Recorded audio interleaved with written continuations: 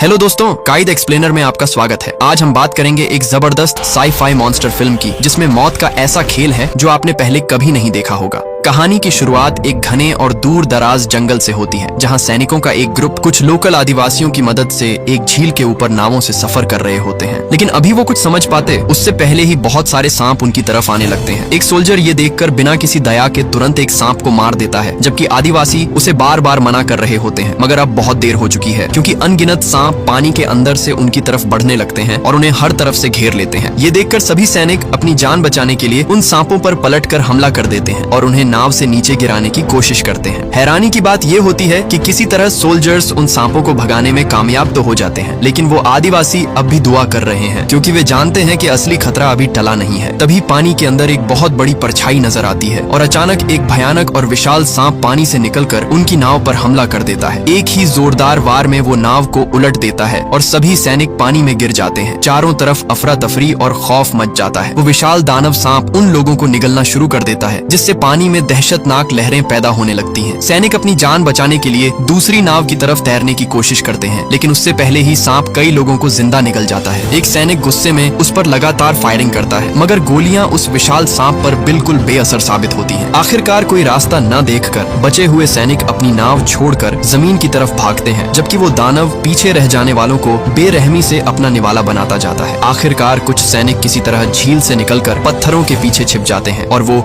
विशाल सांप किसी शिकारी की तरह उन्हें ढूंढने लगता है। खुशकिस्मती से वो फिलहाल उन्हें ढूंढ नहीं पाता, जिसका फायदा उठाकर बचे हुए सैनिक जंगल की गहराइयों में निकल जाते हैं। जंगल के घने हिस्से में पहुंचकर सैनिकों को लगता है कि वो उस दुश्मन से पीछा छुड़ा चुके हैं, मगर उन्हें इस बात का जरा भी अंदाजा नहीं कि वो भयानक सांप दरख्तों के ऊपर से चुपचाप उनका पीछा कर रहा है। अचानक कैप्टन को एक भयानक गरज सुनाई देती है, जिससे डरकर सभी सैनिक उल्टी दिशा में भागने लगते हैं और एक खुली जगह में पहुंचकर अपनी हिफाजत के लिए तैयार हो जाते हैं। इससे पहले कि वो लोग कुछ समझ पाते, एक आदमी को अपने चेहरे पर कोई चिपचिपा लिक्विड गिरता हुआ महसूस होता है। अगले ही पल वो विशाल सांप ऊपर से नीचे झपटता है और उस आदिवासी को एक ही बार में निगल लेता है। सोल्जर्स फौरन उस जाइंट क्रीचर पर फायरिंग शुरू कर देते हैं, लेकिन उनका कोई भी हमला उस मॉन्स्टर को नुकसान नहीं पहुंचा पाता। वो भयानक और बड़ा सा सांप अचानक लोगों के सामने आ खड़ा होता है और गुस्से में उन पर टूट पड़ता है। कैप्टन उस मॉन्स्टर के साइड पर नाइफ से हमला करके उसे रोकने की कोशिश करता है, मगर उस जाइंट सांप पर इसका कोई खास असर नहीं होता। उल्टा वो सांप अपनी जबरदस्त ताकत से लोगों को दूर फेंक देता है और कुछ को अपने जबड़ों में फंसाकर जिंदा निगल जाता है। कैप्टन ये मंजर देखकर सैनिकों को फायरिंग जारी रखने का ऑर्डर देता है, लेकिन वो सांप इतना ज्यादा ताकतवर है कि वो लोगों को किसी कीड़े मकोड़े की तरह उठाकर फेंक रहा है। जब लेफ्टिनेंट को एहसास होता है कि अब कोई नहीं बचेगा, तो वो दुश्मन का ध्यान भटकाने के लिए उसे दूसरी दिशा में ले जाने का फैसला करता है। कैप्टन भी फौरन उसके पीछे निकल जाता है। सभी सैनिक पहाड़ियों से नीचे की तरफ तेजी से भाग रहे हैं और वो विशाल सांप पूरी शिद्दत से उनका पीछा कर रहा है। खुशकिस्मती से लेफ्टिनेंट उस जाइंट सांप को दरख्तों के तनों के दरमियान फंसाने में कामयाब हो जाता है। वो विशाल सांप कुछ देर के लिए सुन्न हो जाता है, जिसका फायदा उठाकर सैनिक सीधा उसके चेहरे पर फायरिंग शुरू कर देते हैं। कैप्टन भी वहां पहुंचकर एक ग्रेनेड फेंकता है, मगर सांप की पूंछ के एक जोरदार झटके से वो दूर जा गिरता है और ग्रेनेड से एक जबरदस्त धमाका होता है। इससे पहले के सोल्जर्स संभल पाते, उन्हें एहसास होता है कि वो दानव सांप किसी तरह अब भी जिंदा है और गुस्से में उनकी तरफ देखकर जोर से दहाड़ रहा है। इस वाकये के 25 साल बाद पता चलता है कि लेफ्टिनेंट उस हादसे में बच गया था। इधर दो जर्नलिस्ट क्यू और उसकी गर्लफ्रेंड एमी खुफिया तौर पर उसके कैंप तक पहुंचते हैं। जब वो उस सोल्जर के करीब जाते हैं तो लेफ्टिनेंट उन पर हमला कर देता है, मगर कैप्टन का नेकलेस देखकर वो होश में आता है और शांत हो जाता है। यहाँ ये खुलासा होता है कि एमी दरअसल उस कैप्टन की बेटी है जो सालों से अपने पिता को ढूंढ रही है, लेकिन लेफ्टिनेंट बताता है कि उस दिन सिर्फ वही जिंदा बचा था। वो बताता है कि जब वो विशाल सांप उसे मारने वाला था,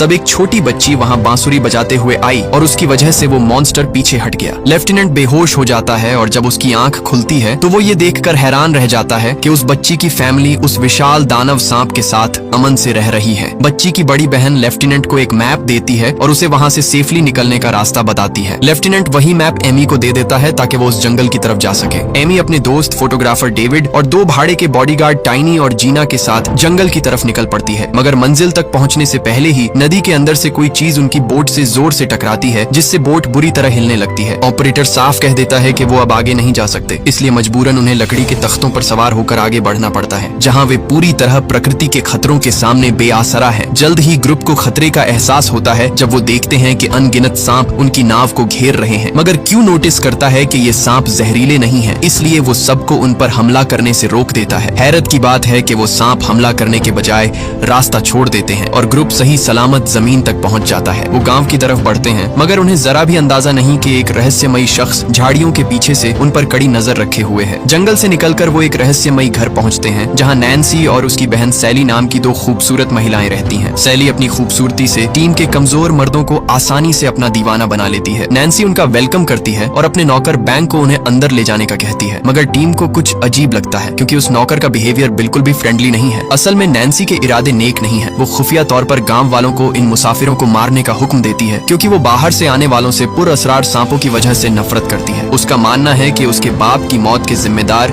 यही बाहरी लोग हैं। अगली सुबह जब ग्रुप उन रहस्यमय सांपों की तलाश में निकलता है तो उन्हें पता नहीं होता कि नैन्सी ने उनके लिए मौत का जाल बिछा रखा है। सैली मन ही मन सोच रही होती है कि पर्यटकों को मारना गलत है, लेकिन वह अपनी बहन का इरादा बदलने में नाकाम रहती है। कुछ देर बाद टीम जंगल के अंदर पहुंचकर देखती है कि बहुत से लोग पेड़ों के आसपास खड़े हैं, जैसे वो किसी बुरी चीज का इंतजार कर रहे हों। वहाँ उन्हें एक किसान मिलता है जो उन्हें फौरन वहाँ से चले जाने की वार्निंग देता है। टीम को एहसास हो जाता है कि वो बहुत बड़े खतरे में हैं और वो वापस भागने लगते हैं, जबकि वो हुड पहना हुआ रहस्यमय शख्स अभी भी लगातार उनका पीछा कर रहा होता है। जंगल से बाहर निकलने से पहले ही गार्ड्स पर स्लीपिंग डार्ट्स से हमला होता है, जिसमें बेहोशी की दवा लगी होती है। गार्ड्स हमला आवारों से पूरी जान लगाकर लड़ते हैं और उन्हें नीचे गिरा देते हैं, मगर डार्ट्स में मौजूद दवा का असर होने लगता है और वो खुद भी बेहोश हो जाते हैं। बाकी लोग अपने दोस्तों की मदद के लिए आगे बढ़ते हैं, मगर तब तक दुश्मन उन्हें हर तरफ से घेर लेते हैं। जब उन्हें मारने की तैयारी की जा रही होती है, तभी वही रहस्यमय हुडेड शख्स पीछे से आकर उनकी जान बचा लेता है। पता चलता है कि वह शख्स एक जबरदस्त फाइटर है और अकेले ही सब पर भारी पड़ता है। तभी एक हमला आवार जर्नलिस्ट को होस्टेज बना लेता है, मगर उनकी ये लड़ाई तब रुकती है जब जमीन के अंदर से अचानक वही जायंट सरपेंट निकल आता है। सब दहशत में सन्न रह जाते हैं। वो सांप उस हुडेड शख्स को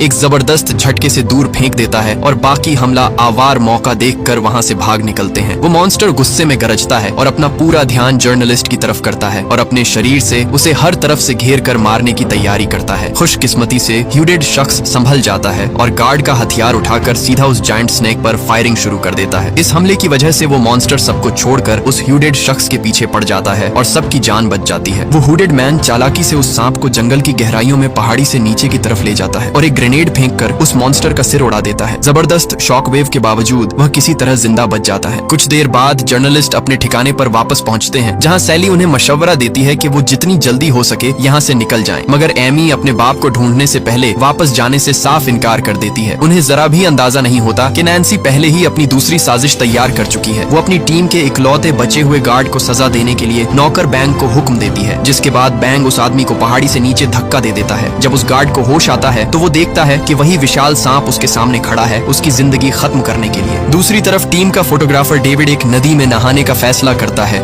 मगर उसे पता नहीं होता कि नैन्सी भी वहाँ मौजूद है। जैसे ही लड़की अपने कपड़े उतार कर पानी में उतरती है, डेविड चोरी छिपे अपने कैमरा से उसका वीडियो बनाने की हिम्मत करता है। नैन्सी को असल में डेविड की मौजूदगी का पता होता है और वो उसे अपने पास बुलाती है। डेविड एक बेवकूफ की तरह फौरन अपने कपड़े उतारता है और नदी में कूद जाता है। वो नैन्सी की खूबसूरती के जादू में खोकर उसकी तरफ बढ़ने लगता है, मगर जैसे ही वो उसे किस करने के लिए आगे बढ़ता है, तभी एक जहरीला सांप उसके प्राइवेट पार्ट पर काट लेता है और वो पानी में ही बेहोश हो जाता है। खुशकिस्मती से उसका दोस्त ह्यूई उसे ढूंढ लेता है और बचाकर बाकी लोगों के पास ले आता है। सैली बताती है कि डेविड को एक ऐसे नायाब जहर ने काटा है जिसका एंटीडोट सिर्फ एक करीबी गुफा में मिल सकता है, मगर वो जगह खतरनाक सांपों से भरी हुई है। लेकिन फिर भी अपने दोस्त की जान बचाने के लिए उनके पास वहाँ जाने के अलावा कोई और रास्ता नहीं होता और सैली भी उनकी मदद करने का वादा करती है। लेकिन ये सब नैन्सी के प्लान का ही एक हिस्सा था। वो अपने नौकर को ऑर्डर देती है कि ये मुसाफिर कभी भी जिंदा वापस नहीं लौटने चाहिए। ग्रुप जंगल से होता हुआ गुफा के मुंह तक पहुंच जाता है, मगर टनल की गहराई और वहाँ उड़ते हुए चमगादड़ों को देखकर सब बुरी तरह घबरा जाते हैं। वहीं सैली सबको अपने फैमिली की असली कहानी बताती है। वह कहती है कि जब वे छोटी थी तब उनके पिता उन्हें एक बहुत बड़ा अंडा लाकर दिए थे। नैन्सी की आंखों के सामने ही उस अंडे से एक सांप निकलता है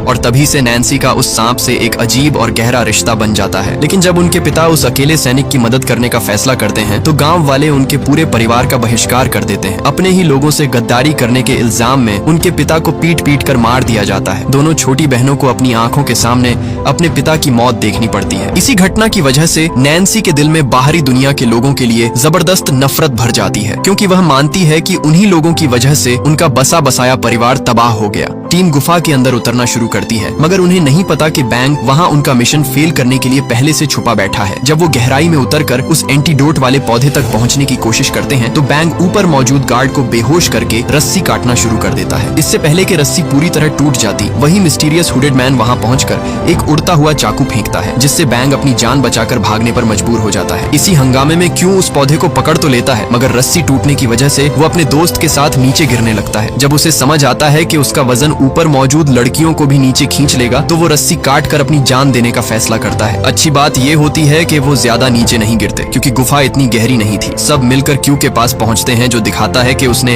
एंटीडोट हासिल कर लिया है। मगर उन्हें ये नहीं पता कि उनके जो दोस्त बिल्डिंग में रह गए थे, दुश्मन ने उन्हें पहले ही बंदी बना लिया है। गुफा के अंदर उन्हें दीवारों पर कुछ लिखा हुआ मिलता है, जिससे पता चलता है कि यहाँ कोई कई सालों से रह रहा है। एमी को वहाँ अपने पिता का सिल्वर नेकलेस मिलता है, जिससे उसकी उम्मीद बढ़ जाती है कि वो शायद अब भी जिंदा है। वो पहाड़ के ऊपर एग्जिट तक पहुँचते हैं, मगर रास्ते में उन्हें सांप के बहुत सारे बड़े अंडे नजर आते हैं। ह्यूई से गलती से एक अंडा टकराकर टूट जाता है, जिससे गुस्सा होकर एक जायंट सरपेंट अपने घोंसले को बचाने के लिए उनका पीछा करने लगता है। क्यू लड़कियों को बचाने के लिए दुश्मन का ध्यान अपनी तरफ खींचने की कोशिश करता है, मगर फिर भी वो सांप सीधा लड़कियों के पीछे ही निकल जाता है। क्यू फौरन अपने दोस्तों की तरफ दौड़ता है, क्योंकि वो जायंट स्नेक लड़कियों को एक कोने में घेर चुका होता है। वो सही वक्त पर पहुंचकर उस मॉन्स्टर का ध्यान अपनी तरफ कर देता है, जिससे वो सांप गुस्से में उसके पीछे पड़ जाता है। क्यू अपनी पूरी ताकत से भागता है, मगर वो खूंखार सांप एक जोर का वार करके उसे दूर फेंक देती है। क्यू मुश्किल से उस मॉन्स्टर का शिकार बनने से बचता है, लेकिन इतनी मेहनत के बाद भी वो सब लोग एक बार फिर उसके सामने आ जाते हैं और वो जायंट सरपेंट उन्हें चारों तरफ से घेर लेता है। ठीक उस लम्हे जब वो मॉन्स्टर उन्हें मारने वाला होता है, वही मिस्टीरियस हुडेड मैन कूदकर सांप के ऊपर सवार हो जाता है और जैसे किसी जादू की तरह उसे कंट्रोल करने लगता है। यहाँ ये राज खुलता है कि ये शख्स कोई और नहीं बल्कि वही कैप्टन है जो 20 साल पहले गायब हो गया था, और वो एमी का बाप है। बाप बेटी के पास एक जैसा नेकलेस होता है और दोनों एक दूसरे के गले लगकर रोने लगते हैं। कैप्टन बताता है कि वो उस दिन हमले में बच गया था, मगर उसके सारे साथी उससे अलग हो गए थे। बाद में उसे पेड़ के नीचे सांप का एक अंडा मिला, जिसे उसने अपने बच्चे की तरह पाला और वहीं उसकी फैमिली बन गया। लेकिन जंग अभी खत्म नहीं हुई है, उन्हें अपने बाकी दोस्तों को बचाना है। उधर नैन्सी ने जीना और फोटोग्राफर डेविड को होस्टेज बना रखा है और वो जीना को लगातार मार कर अपमानित कर रही है। सैली वहाँ पहुंचकर अपनी बहन को समझाने की कोशिश करती है कि वो इन लोगों को छोड़ दे, मगर नैन्सी पर इंतकाम का भूत सवार है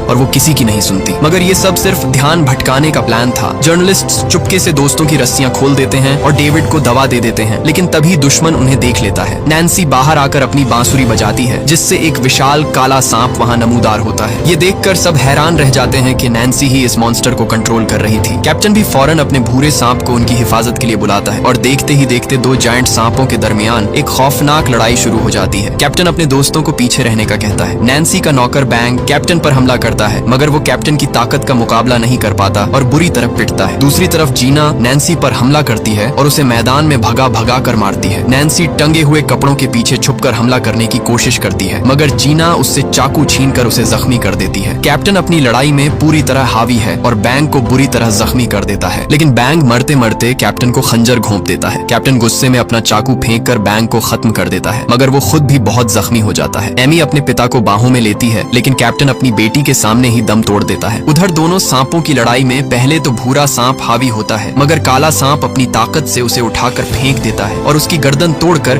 अपनी जीत का ऐलान करता है। जीना नैन्सी को खत्म करने के लिए आगे बढ़ती है, मगर वो जायंट ब्लैक सरपेंट उसके रास्ते में आ जाता है। सैली अपनी दोस्त को बचाने के लिए आगे आती है, मगर मॉन्स्टर उसे दीवार से दे मारता है। जीना फौरन एक ग्रेनेड निकालकर उस मॉन्स्टर के चेहरे पर धमाका करती है, जिससे उस सांप की आंखें चुंधिया जाती हैं। वो अंधाधुंध हमला करने लगता है। नैन्सी अपनी बहन को बचाने की कोशिश में खुद उस मॉन्स्टर का निवाला बन जाती है। लोग वहाँ से भागने की कोशिश करते हैं, मगर वो मॉन्स्टर उन्हें एक कोने में घेर लेता है। तभी अचानक जमीन जोर से हिलने लगती है और वो काला सांप डर कर वहाँ से भाग निकलता है। सब हैरत से देखते हैं कि पानी के अंदर से एक और भी ज्यादा विशाल और बहुत बड़ा सांप निकलता है, जो एक बार जोर से दहाड़ता है और फिर वापस पानी में गायब हो जाता है। कुछ वक्त बाद टीम अपने सारे मरे हुए साथियों और एमी के पिता को दफन करती है और उस मॉन्स्टर आइलैंड को हमेशा के लिए छोड़कर निकल जाती है। तो दोस्तों, आपको ये मूवी कैसी लगी हमें कमेंट्स में जरूर बताएं। अगर वीडियो पसंद आई हो तो लाइक और सब्सक्राइब करें। मिलते हैं अगली बार एक नई कहानी के साथ।